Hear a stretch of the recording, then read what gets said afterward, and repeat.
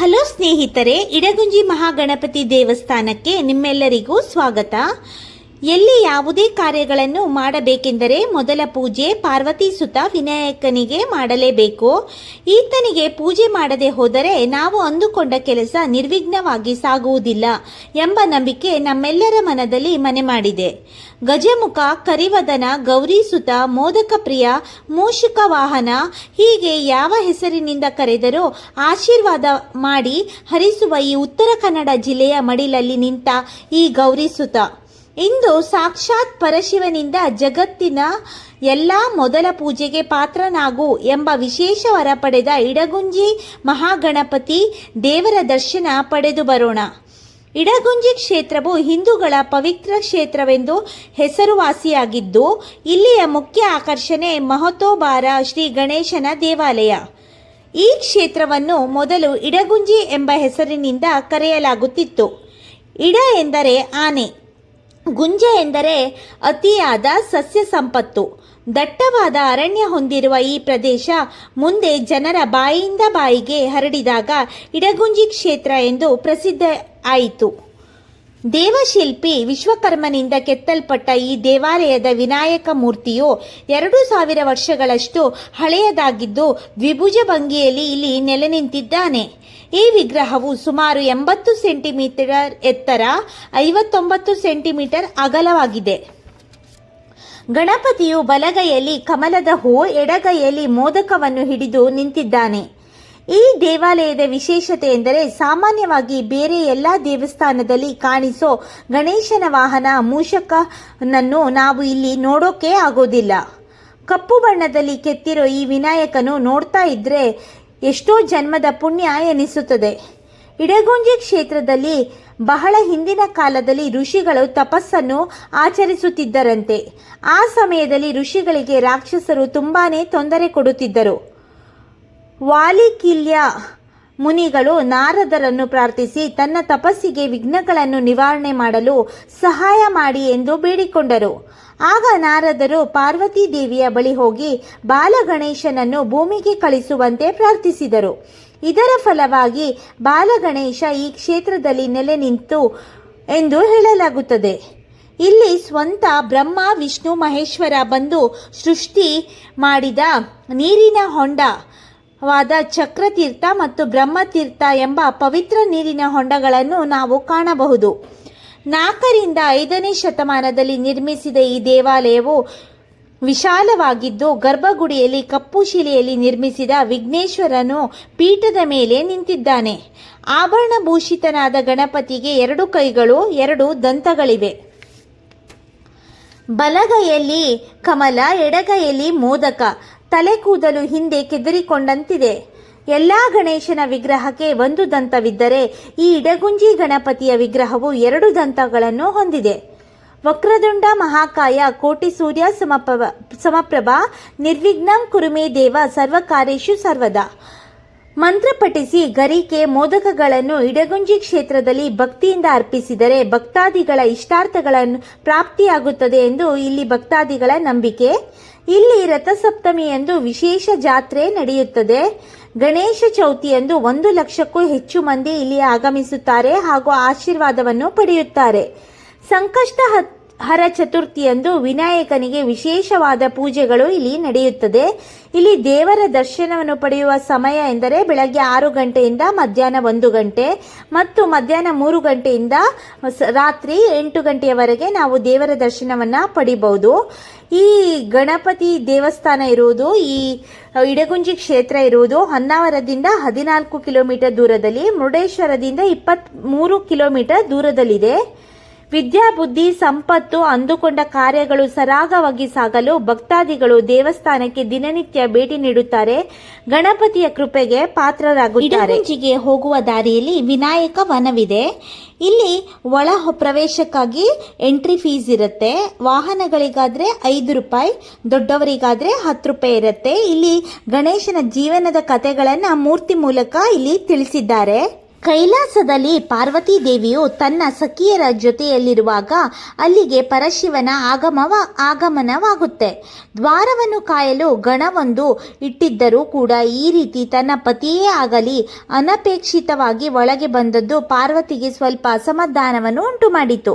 ಇದಕ್ಕಾಗಿ ಪಾರ್ವತಿ ಒಂದು ನಿರ್ಣಯಕ್ಕೆ ಬರುತ್ತಾಳೆ.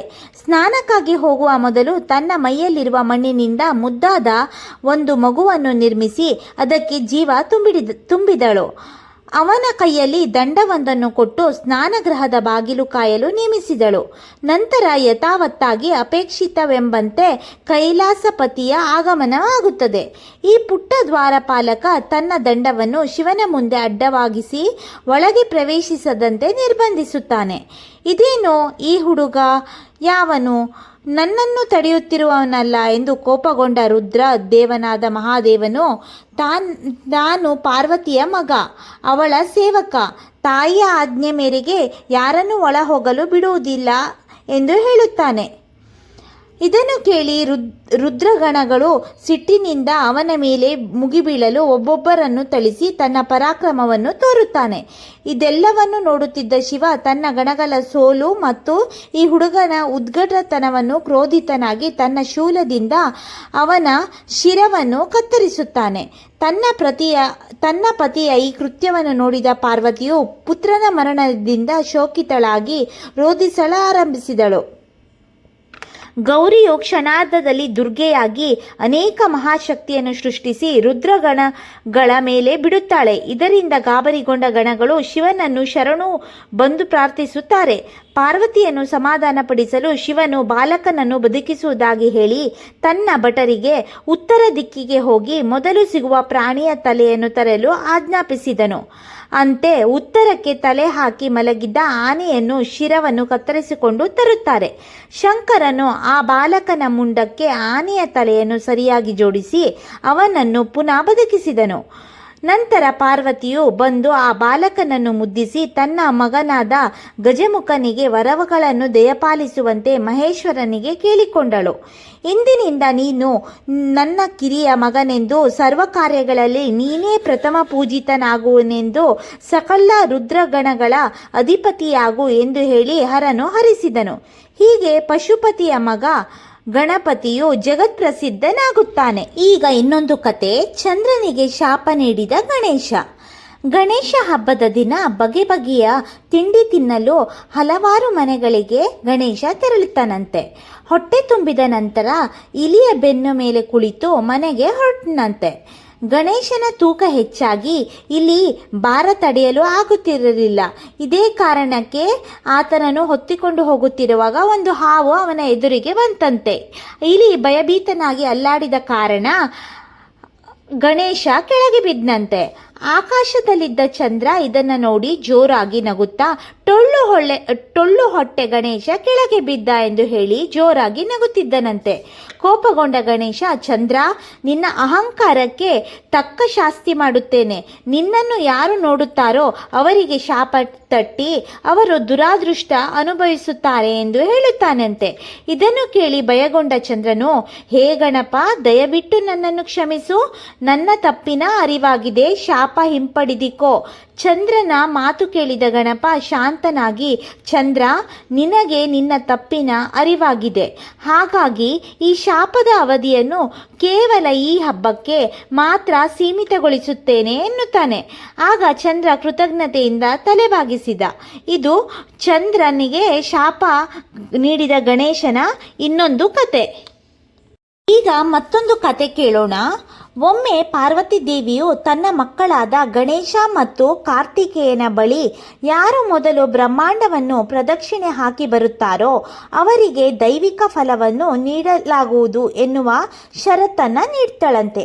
ಷರತ್ತು ಅಂದರೆ ಚಾಲೆಂಜನ್ನು ಕೊಡ್ತಾಳಂತೆ. ಕಾರ್ತಿಕೇಯನು ತನ್ನ ವಾಹನವಾದ ನವಿಲಿನ ಮೇಲೆ ಕುಳಿತು ವೇಗವಾಗಿ ಪ್ರಯಾಣವನ್ನು ಆರಂಭಿಸ್ತಾನಂತೆ.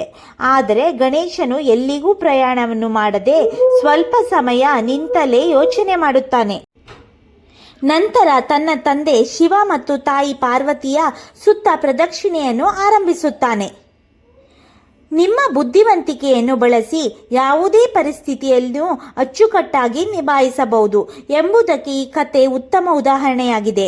ಹೆತ್ತವರಿಗೆ ಪ್ರೀತಿ ಮತ್ತು ಗೌರವವನ್ನು ನೀಡಬೇಕು ಎಂದು ಕಲಿಸುತ್ತದೆ. ಇಡಗುಂಜಿಗೆ ಮುರುಡೇಶ್ವರ, ಗೋಕರ್ಣ, ಅಪ್ಸರಕೊಂಡ, ಕಾಸರಗೋಡು, ಸಮುದ್ರ ತೀರ, ಶರಾವತಿ ನದಿ, ರಾಮ ಮತ್ತು ಲಕ್ಷ್ಮಣ ತೀರ್ಥಗಳು ಕೆಲವು ಸಮೀಪದ ಪ್ರವಾಸಿ ಸ್ಥಳಗಳಾಗಿವೆ. ಈ ದೇವಸ್ಥಾನದಲ್ಲಿ ನೀಡಬಹುದಾದ ವಿಶೇಷ ಸೇವೆಗಳೆಂದರೆ ತುಲಾಭಾರ, ಗಣಹೋಮ, ಮೂಢಗಣಪತಿ, ರಂಗಪೂಜೆ ಇಲ್ಲಿ ನೀವು ಸಲ್ಲಿಸಬಹುದಾದಂತಹ ಸೇವೆಗಳು. ಈ ಇಡಗುಂಜಿ ವಿನಾಯಕ ದೇವಸ್ಥಾನವು ಕರ್ನಾಟಕದ ಬಹುಪ್ರಸಿದ್ಧ ಹಿಂದೂ ಧಾರ್ಮಿಕ ಕೇಂದ್ರವಾಗಿದ್ದು ಸುಮಾರು 1500 ವರ್ಷಕ್ಕೂ ಮಿಗಿಲಾದ ಇತಿಹಾಸ ಹೊಂದಿರುತ್ತದೆ. ಇದು ಉತ್ತರ ಕನ್ನಡ ಜಿಲ್ಲೆಯ ಹೊನ್ನಾವರ ತಾಲೂಕಿನ ದಿಂದ 7 ಕಿಲೋಮೀಟರ್ ದೂರದಲ್ಲಿ ಪೂರ್ವ ದಿಕ್ಕಿನಲ್ಲಿ ಇದೆ. ಈ ದೇವಸ್ಥಾನವನ್ನು ಸಾಮಾನ್ಯವಾಗಿ ಇಡಗುಂಜಿ ದೇವಸ್ಥಾನ ಎಂದು ಕರೆಯುತ್ತಾರೆ. ಕರ್ನಾಟಕದ ಕಡಲ ತೀರದ ಪ್ರಸಿದ್ಧ ದೇವಸ್ಥಾನಗಳಲ್ಲಿ ಗೋಕರ್ಣ, ಇಡಗುಂಜಿ, ಹಟ್ಟಿ ಅಂಗಡಿ, ಗುಡ್ಡಟ್ಟು, ಆನೆಗುಡ್ಡ, ಶರವು, ಸೌತಡ್ಕ, ಗಣಪತಿ ದೇವಸ್ಥಾನಗಳಲ್ಲಿ ಇಡಗುಂಜಿ ವಿನಾಯಕ ದೇವಸ್ಥಾನವು ಕೂಡ ಒಂದು. ಈ ದೇವಾಲಯದ ಪರಿಸರದಲ್ಲಿನ ಪ್ರಶಾಂತತೆ ನಿಜವಾಗಿಯೂ ಒಂದು ಅದ್ಭುತ ಅನುಭವ ಅಂತಲೇ ನಾವು ಹೇಳ್ಬೋದು. ತನ್ನ ಮನದಿಂದ ಗಣೇಶ ಉದಿಸಿದ ಈತ ಪ್ರಥಮ ಪೂಜಿತನೆಂದು ಶಿವ ನಿರ್ಧರಿಸುತ್ತಾನೆ. ಯಾರೇ ಆಗಲಿ ಯಶಸ್ಸನ್ನು ಪಡೆಯಲು ಬಯಸುವವರು ಗಣೇಶನನ್ನು ಪೂಜಿಸಬೇಕು ಮತ್ತು ಗಣೇಶನಿಗೆ ಪ್ರಾಮುಖ್ಯತೆ ಕೊಡದೆ ಇತರ ದೇವರನ್ನು ಪೂಜಿಸುವುದರಿಂದ ಫಲ ದೊರಕದು ಎಂದು ಆತ ಸಂಕಲ್ಪಿಸಿದ. ಇದಾದ ನಂತರ ಒಮ್ಮೆ ಶಿವನು ತ್ರಿಪುರ ಪಟ್ಟಣಕ್ಕೆ ರಾಕ್ಷಸರೊಂದಿಗೆ ಯುದ್ಧ ಮಾಡಲು ಹೊರಟ. ಆದರೆ ಯುದ್ಧ ಸನ್ನದ್ಧ ಶಿವ ತಾನೇ ರೂಪಿಸಿದ ನಿಯಮವನ್ನು ಮರೆತು ಬಿಟ್ಟ. ಯುದ್ಧದಲ್ಲಿ ಸೋತು ಭಾರೀ ಮುಖಭಂಗವಾಗುವ ಹಂತಕ್ಕೆ ಶಿವ ತಲುಪಿದ.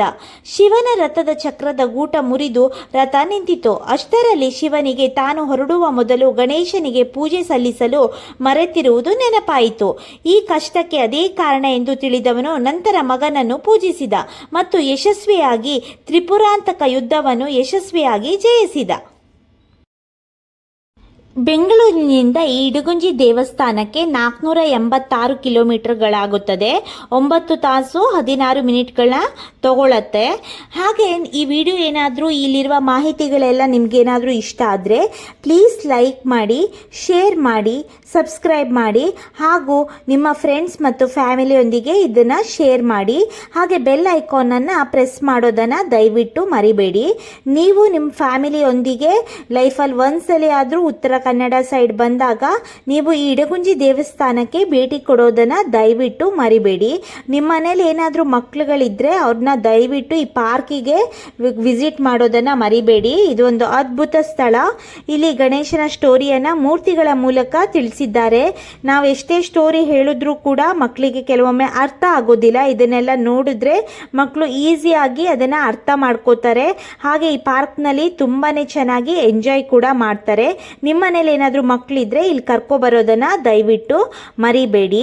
Thank you.